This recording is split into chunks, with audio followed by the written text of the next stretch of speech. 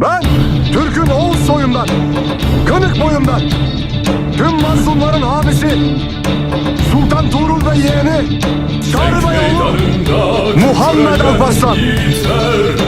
Teslim olmaz düşmana, boyun eğmez. Tek bir sesleri yükselir, yerleri görür milleti Muhammed Alparslan.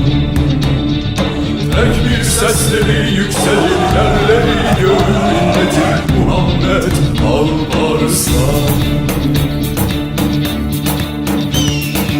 Yürekte cesaret, göğüste iman, hedef kızıl elmadır ya Bismillah. Tunç yürekli yalvarlar, Bizans'a korku salan Çağrı Beyoğlu Alparslan.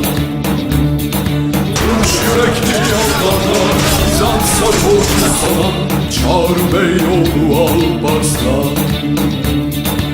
Hey, hey Alparslan.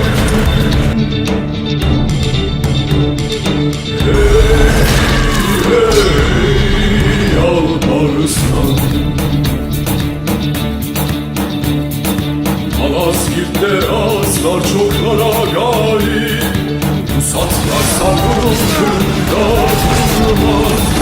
Orlarla Türk'le Anadolu'yu vatan kılan Sultan Alparslan. Atlarla Türk'le Anadolu'yu vatan kılan Sultan Alparslan. Hey, hey Alparslan.